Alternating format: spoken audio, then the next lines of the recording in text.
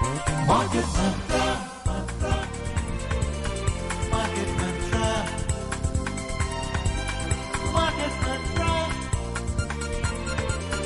Market Mantra, Market Mantra,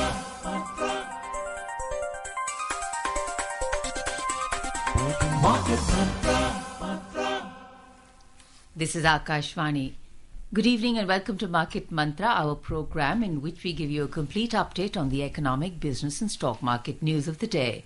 I am Gaurang Dhawanlal and with me is my co-anchor in Hindi, Manoj Pathak. नमस्कार, market मंत्र के ताजा अंक में आपका स्वागत है। आधे घंटे के इस कार्यक्रम में हमेशा की तरह हम देश और दुनिया की चुनी हुई कारोबारी, आर्थिक और शेयर बाजार से संबंधित ताजा खबरों को लेकर हाजिर हैं। हमारे साथ खबरों पर चर्चा के लिए आज स्टूडियो में आमंत्रित हैं वरिष्ठ आर्थिक पत्रकार दीपशिखा सिकरवार। नमस्ते दीपशिखा जी, स्वागत है आपका। धन्यवाद मनोज जी, नमस्ते। आइए शुरुआत करते हैं अंग्रेजी में हेडलाइन से, जिसे लेकर मौजूद हैं Gaura धवनलाल। Thank you, Manoj, and Deepshikha, welcome to the program. Thank you, Gaura. A quick look at the headlines, listeners. Benchmark domestic indices fall today. Sensex slips over 300 points. Nifty falls 73 points. India and the Philippines sign over 14 MOUs, agree to elevate bilateral cooperation to strategic partnership. And New Delhi defends India's oil imports from Russia, calls criticism by US and European Union as unjustified and unreasonable.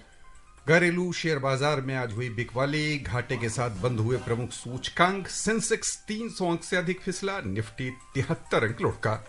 Bharat और Philippines ने 14 MOU पर किए हस्ताक्षर। दोनों देशों के बीच सहयोग को रणनीतिक भागीदारी में बदलने पर भी सहमत हुए।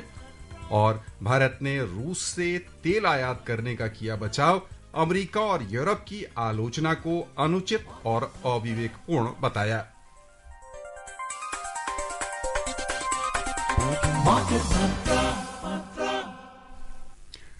घरेलू शेयर बाजार में आज कुल मिलाकर बिकवाली तेज रही। निवेशकों की धारणा रूस से आयात होने वाले तेल पर अमेरिका के राष्ट्रपति डोनाल्ड ट्रंप द्वारा शुल्क लगाने संबंधी ताजा टिप्पणियों से भी प्रभावित दिखी। साथ ही भारतीय रिजर्व बैंक की मौद्रिक नीति की संभावनाओं का भी असर निवेशकों पर दिखा। कारोबार के अंत में बॉम्बे स्टॉक एक्सचेंज का सेंसेक्स 308 अंक यानी 0.38% नुकसान के साथ 80,710 पर बंद हुआ। उधर नेशनल स्टॉक एक्सचेंज का निफ्टी 73 अंक यानी 0.3% नुकसान लेकर 24,649 दर्ज हुआ। विस्तारित बाजार की ओर चले तो वहां भी बिकवाली तेज थी, लेकिन सेंसेक्स और निफ्टी पैक की तुलना में अपेक्षाकृत थोड़ा बेहतर प्रदर्शन दिखा। बीएसई मिड कैप इंडेक्स में 0.14% की कमी आई, वहीं स्मॉल कैप इंडेक्स 0.27% घाटे में रहा। Benchmark domestic equity indices fell amid investors' caution regarding President Trump's renewed tariff threat over India's imports of Russian oil. All eyes were also on the outcome of RBI's monetary policy. The Sensex shed 308 points or 0.38% to close at 80,710. The Nifty fell 73 points or 0.3% to settle at 24,649. The broader market also fell today. The BSE mid-cap index lost 0.14% and the small-cap index slipped 0.27%. लाभ और घाटा उठाने वाली कंपनियों पर ध्यान दें तो सबसे अधिक मुनाफे में कंपनी आज रही टाइटन, जिसके शेयरों में 2.16% की वृद्धि हुई। मारुति को 1.5% का मुनाफा हुआ। उधर ट्रेंट के शेयर 1.22% लाभ के साथ बंद हुए। 2.02% का घाटा उठाकर अडानी पोर्ट्स के शेयर आज सबसे अधिक घाटे वाले बने। रिलायंस को 1.52% का नुकसान हुआ। उधर इन्फोसिस के शेयर 1.37% लुढ़क गए। In sectoral indices at the BSE, 13 out of 21 sectors ended in negative territory. In the top losers, oil and gas lost 0.96%, energy fell 0.74%, and the FMCG sector dipped 0.61%. In the top gainers, auto climbed around 0.38%, power rose around 0.32%, and the capital goods sector added 0.29%. नजर डालते हैं रुपए की स्थिति पर। अंतर banking विदेशी मुद्रा बाजार में $1 की तुलना में रुपया आज 87 रुपए 80 पैसे के स्तर पर बंद हुआ।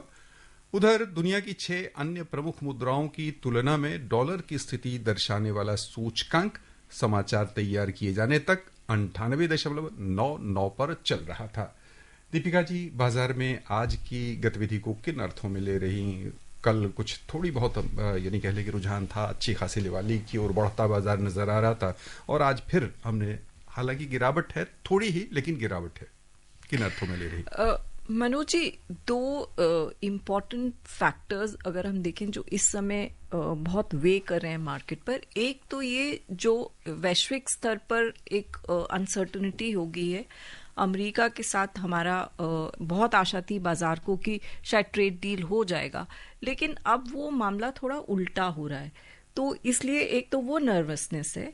दूसरा, हम एमपीसी का मीटिंग रिजर्व बैंक का चालू हुआ है, तो वो एक एक्सपेक्टेशन है कि कल क्या होता है। तो आज ये जो थे ये बड़े फैक्टर्स रहे हैं, लेकिन ओवरऑल अगर आप जुलाई का परफॉर्मेंस देखें तो थोड़ा सबड्यूड रहा है, क्योंकि अर्निंग्स बहुत अच्छे नहीं रहे हैं। तो एक तो वैश्विक स्तर पर जो हो रहा है, दूसरा कॉर्पोरेट जगत में जो उनकी अर्निंग्स हैं उसको लेकर के, ये 2-3 बहुत बड़े फैक्टर्स हैं जो बाजार पर हावी रहे हैं। So Deepshikha, and as we keep repeatedly saying, direct investment in stocks is not for the faint-hearted. So, and they also say that you buy the stocks and don't keep looking at them, don't keep reviewing your portfolio. So for the small investor also, even for those invested in mutual funds, because it's all somewhere linked, this is like a subdued this thing. It's about a blip, because we were earlier saying, many months ago that it was overheated, but now we've seen that it's come down, it's picked up. Sectoral indices also have changed. But by and large, I think the ground below is rock solid. So, if you see economy, there was a soft patch in terms of consumption also. Largely geopolitics, there was some impact on the demand. There was also, this whole sentiment which was sort of keeping things down. So first quarter's been quite subdued. Going forward, there was a lot of expectation around the US trade deal that looks very difficult at current juncture. But going forward, if you look at the broad macro indicators, they still look very firm. But I think this is a time, as we say, time for consolidation. You look at things which are happening, you review, and you try to consolidate your portfolio, your thing. It is not a time to sort of take big risks. Right. And, all actually investment advisors are also saying sit on some cash if you can. Absolutely, because there would be opportunities which would come to, make purchases. But at this juncture, I think some bit of caution for investors, particularly retail small investors, I think is advised. Right. Deepshikha जी, यदि हम अपने छोटे निवेशक ही कह लें, बड़े निवेशक तो हम हमारी राय सुनेंगे नहीं और ध्यान शायद ना देते, उनको जरूरत भी नहीं है शायद। लेकिन हमारे जो छोटे निवेशक हैं उनकी दिलचस्पी बाजार में होती है। आपने कंसोलिडेशन की बात कही, तो यहाँ पर हम ये समझना चाहेंगे कि अपने हाथ में कैश लेकर बाजार यदि नीचे जाता है तो भारत की जो वृहत आर्थिक पैमाने हैं वो बहुत मजबूत हैं, और दुनिया की हर एजेंसी का कहना है कि भारत की विकास गाथा थमने वाली नहीं है, यानी हम तेज गति से प्रगति कर रहे हैं अभी के माहौल में भी। ऐसे में कौन से सेक्टर आपको लग रहे हैं जहां सुरक्षित है, और निचले स्तर पर बाजार कह लें कि 85-86 के स्तर से थोड़ा ऊपर जाता है फिर नीचे आता है, तो उसमें अब का जो स्तर है उसमें कौन सा क्षेत्र आने वाले दिनों में उभर के अगले 2-3 वर्षों का समय हो? लेकिन इस सवाल का जवाब हम आपसे लेंगे इस छोटे से विराम के बाद। श्रोताओं, बने रहिए मार्केट मंत्र के साथ। हम एक विराम के बाद आपसे फिर मुखातिब होते हैं। इच्छाओं की कोई उम्र नहीं होती, आज हो या कल आंखों में हरदम चमकती, कल भी रहे आज के ठाट, ना हो टेंशन रिटायरमेंट के बाद। अरे से नो टेंशन। करनी है तैयारी एनपीएस जरूरी है। आज ही अपना एनपीएस अकाउंट खुलवाने के लिए नजदीकी बैंक शाखा या सर्विस प्रोवाइडर से संपर्क करें या eNPS पोर्टल पर जाने के लिए ऑनलाइन www.npstrust.org.in पर लॉगिन करें। विराम के बाद एक बार फिर से आपका स्वागत है और दीपशिखा जी, आपसे अब जवाब की अपेक्षा हमारे निवेशकों के लिए चुने हुए वो क्षेत्र जहां अभी भी यानी आसार आपको नजर आते हैं कि यदि बाजार उठेगा तो वहां उन्हें अगले 2-3 वर्षों में बेहतर मुनाफा अन्य क्षेत्रों की तुलना में होगा।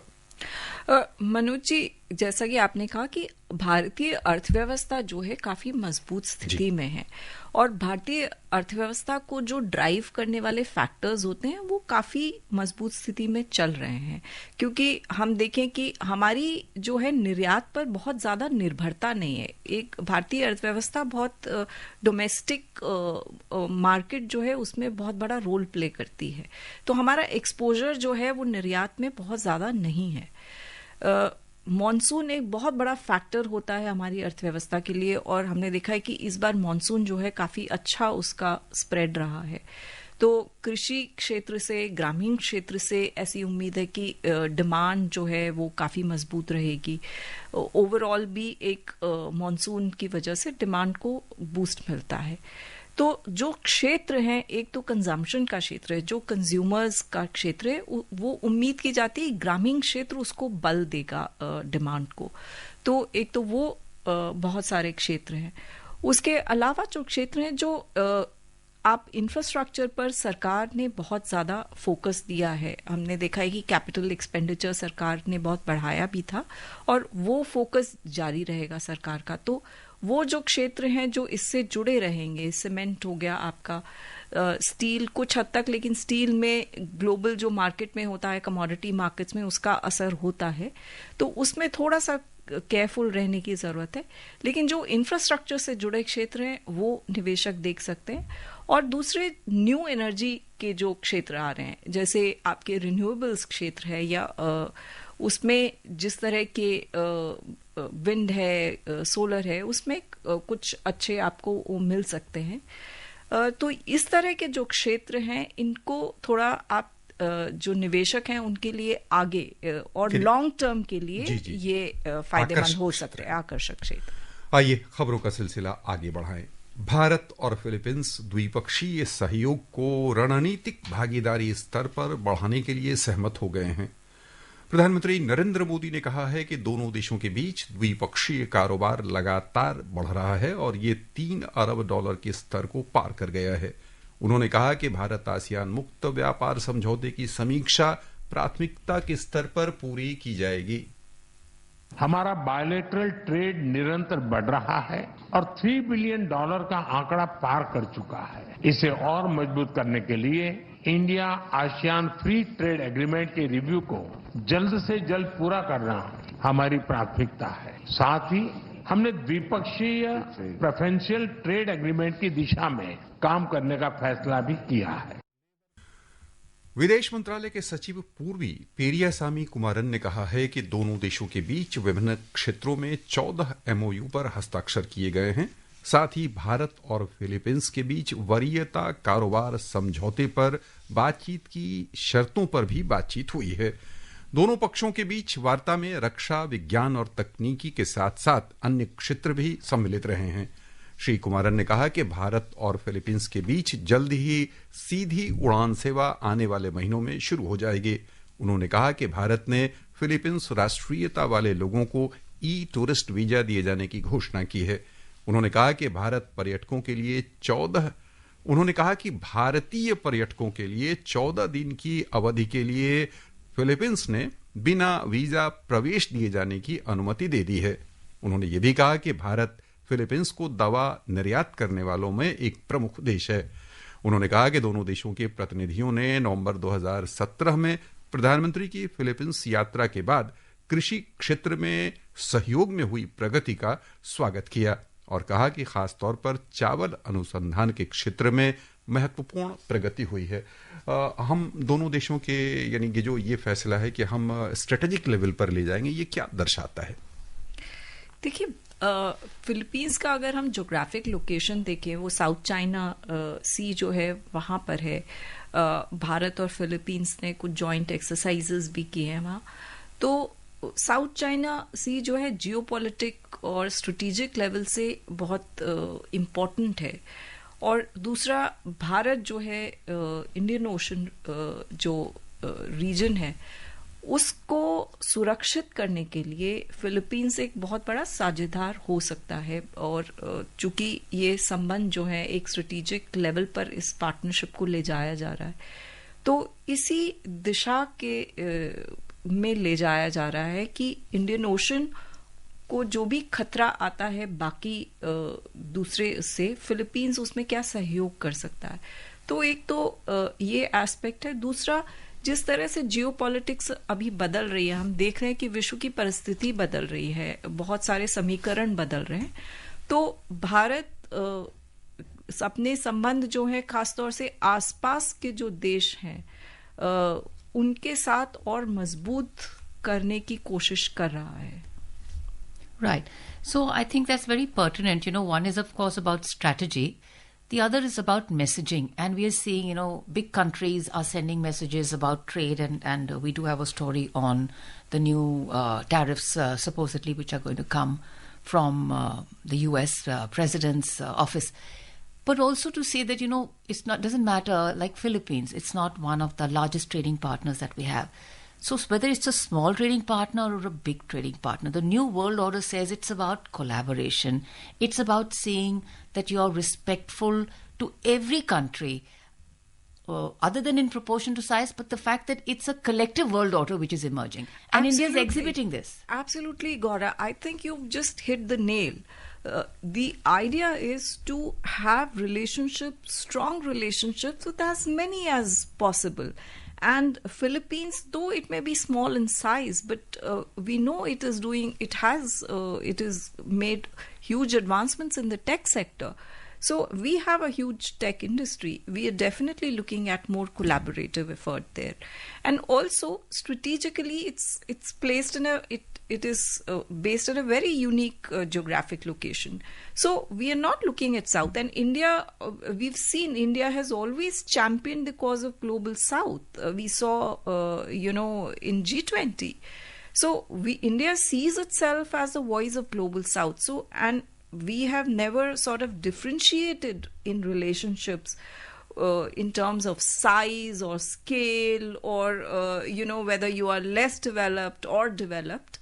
I think India has always sort of held out a very friendly hand towards all nations, whoever want to be friends with India. Right. Before we move on to our next story, Deepshika, let's take a short commercial break, listeners. You stay tuned. इच्छाओं की कोई उम्र नहीं होती, आज हो या कल आंखों में हरदम चमकती, कल भी रहे आज के ठाट, ना हो टेंशन रिटायरमेंट के बाद। अरे नो टेंशन, करनी है तैयारी एनपीएस जरूरी है। आज ही अपना एनपीएस अकाउंट खुलवाने के लिए नजदीकी बैंक शाखा या सर्विस प्रोवाइडर से संपर्क करें या ईएनपीएस पोर्टल पर जाने के लिए ऑनलाइन www.npstrust.org.in पर लॉगिन करें। Welcome back, listeners. You're tuned to Market Mantra with Akashvani. Moving on to our next headline story, the Ministry of External Affairs has said that it is unjustified and unreasonable for India to be targeted by the United States and the European Union for importing oil from Russia after the Ukraine conflict. In a statement, the ministry asserted that, like any major economy, India will take all necessary measures to safeguard its national interests and economic security. The ministry added that India began importing oil from Russia because traditional supplies were diverted to Europe after the conflict began. It said that the US had actively encouraged such imports by India at that time to strengthen global energy market stability. The ministry emphasized that India's imports are intended to ensure predictable and affordable energy costs for Indian consumers and are a necessity compelled by the global market situation.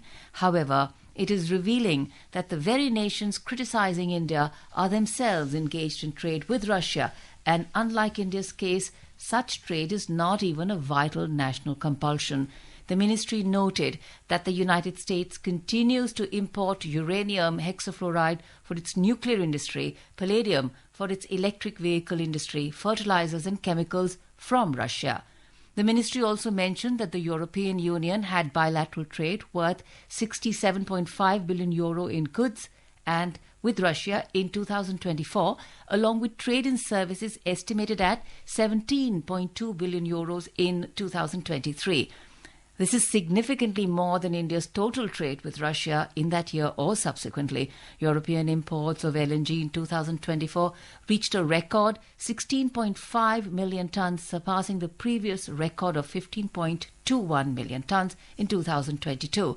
The MEA further noted that Europe-Russia trade includes not just energy, but also fertilizers, mining products, chemicals, iron and steel, as well as machinery and transport equipment. So, Deepshikha, a very, very succinct, a very clear message on India's stance from the MEA over here, saying that please walk the talk. Now, India's stance vis-a-vis how the global world trade order, as America sees it or Mr. Trump sees it, is moving, and India's stance, your views?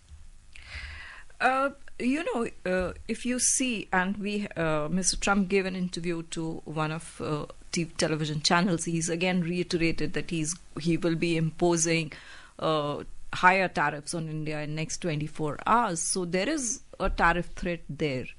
But I think what India has done, and the statement from the External Affairs Ministry has come out very clearly. I think they are sending out a clear message. You yourself are importers. So you cannot have double standards with India, again, importing crude. And crude, India is very much dependent on imported crude. For us, it impacts our citizens, it impacts our economy. So, and if besides that, India has also said, US itself, in past, the officials have supported India buying crude from Russia because it stabilized the global oil market. India is a huge buyer, so India really moves the market. So I think clear signal there from India to US and to all countries, all the countries who have been objecting to India buying crude from Russia. Deepshikha जी, यहाँ बस दो यानी कह लें कि एक पंक्ति का सवाल और वैसा ही छोटा जवाब आपसे हम लेना चाहेंगे कि क्या दुनिया एक ध्रुवीय दिशा में जो साल भर पहले दिख रही थी, अब कई ध्रुवों में बढ़ती और कम से कम दो ध्रुव में बढ़ती लाइन खींचती दिख रही है क्या आपको? मनोज जी, ये जो अभी विश्व में स्थिति है वो एक कहना चाहिए एक फ्लक्स का स्थिति है, तरलावस्था। हाँ, क्योंकि कुछ क्लैरिटी नहीं है कि किस दिशा में जाएगा। जियोपॉलिटिक्स जो है वो रोज नए जो है उसमें डेवलपमेंट्स हो रहे हैं और किस तरफ जाके ऊंट बैठेगा फाइनली जी, वो कोई नहीं जानता। राइट। बहरहाल हम प्रतीक्षा करें ऊंट के बैठने की और अपनी दिशा को एशिया की ओर, एशियाई बाजार की ओर ले चलें। एशियाई बाजारों में ध्यान दें तो आज कुल मिलाकर लिवाली की गई है, यानी वहां निवेशकों का मूड अच्छा रहा और उन्होंने अच्छी खासी खरीदारी की। निवेशकों की लिवाली से चीन का शंघाई कंपोजिट इंडेक्स 0.96% लाभ में रहा। हांगकांग के हिंगसेंग में 0.68% की वृद्धि हुई। जापान का निक्केई 225 सूचकांक 0.64% ऊपर आ गया। सिंगापुर के स्ट्रेट्स टाइम्स इंडेक्स में 0.27% की वृद्धि हुई। उधर दक्षिण कोरिया का कोस्पी 0.16% बढ़त के साथ बंद हुआ। यूरोपीय बाजार की ओर चलें तो वहां भी समाचार तैयार किए जाने तक लिवाली की जा रही थी। अंतर्दिवसीय कारोबार में जर्मनी का डेक्स 0.7% लाभ के साथ चल रहा था। थोड़ी अधिक ही बढ़त दिख रही थी, 0.7% से भी समाचार तैयार किए जाने तक। फ्रांस का कैक 40 0.2% ऊपर था और लंदन के FTSE 100 में भी 0.4% की तेजी बनी हुई थी। Look at the US markets. US stocks rebounded sharply on Monday, recovering from last week's sell-off, sparked by disappointing labor data and continuing trade uncertainty. The Nasdaq Composite rallied 1.95%. S&P 500 climbed 1.47%, and the Dow Jones Industrial Average rose 1.34%. So, Deepshika, quickly, the US market, do you think it's responding more to internal triggers than to what Mr. Trump is doing, triggering across the world? I think the US market is responding to, expectations around Fed. Finally, there are hopes that it will go in for a cut. So I think those expectations are impacting the US markets right now. But I don't think the geopolitics is playing on so much on the US. Right. Okay. Look at crude oil prices. Crude oil prices edged down today. Brent crude was trading 1.21%, down at $67.93 per barrel. And WTI crude was also trading 1.3% down at $65.43 per barrel when reports last came in. यहाँ पर तेल के दाम पर समझना चाहेंगे आपकी प्रतिक्रिया। भले ही ट्रम्प साहब के जो भी यानी उनकी व्हिप जारी हो या वो धमकी दे रहे हो, तेल के भाव कैसे नजर आ रहा है आपके आने वाले दिनों में बढ़ते हुए, क्योंकि कुछ विशेषज्ञ कह रहे हैं कि ये काफी ऊंचा जा सकता है। देखिए, ये अंदेशा है कि शायद बढ़ सकता है दाम, लेकिन अगर आप देखें कि प्रेसिडेंट ट्रम्प ने एक और वक्तव्य दिया है कि हम अगर दामों को और गिरा सकें तो रशियन जो रूस की अर्थव्यवस्था है वो पूरी तरह खत्म हो जाए, प्रभावित होगी। तो वो भी ओपेक और उन पर एक दबाव सा बना हुआ है और हम देख रहे हैं कि वो प्रोडक्शन उन्होंने बढ़ाया है। यूएस में भी वो प्रोडक्शन बढ़ाने की कोशिश कर रहे हैं।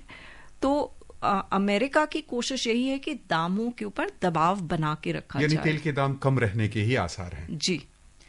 In the Indian bullion market, 24 karat gold was trading 0.28% down at 1,01,040 rupees per 10 grams, while silver was trading 0.45% up at 1,13,130 rupees per kilogram a short while ago. आइए लिए चलें आपको MCX, जहां पर सोने के भाव 0.3% बढ़कर 1,0891 रुपए प्रति 10 ग्राम और चांदी सितंबर आपूर्ति वाली 1,12,725 रुपए प्रति किलो के स्तर पर कारोबार कर रही थी। और बस यहीं पर श्रोताओं की ओर से दीपशिखा जी आपको बहुत बहुत धन्यवाद। धन्यवाद Manoj ji. Absolutely. Thank you so much, Deepshika. Thank you for coming on.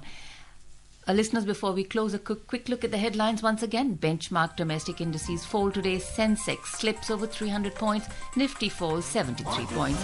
India and the Philippines sign over 14 MOUs, agree to elevate bilateral cooperation to strategic partnership.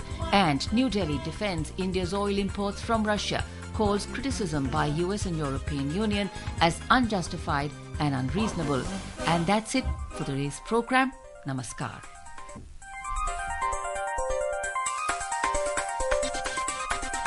Market Mantra. Market Mantra. Market Mantra. Market Mantra. Market Mantra.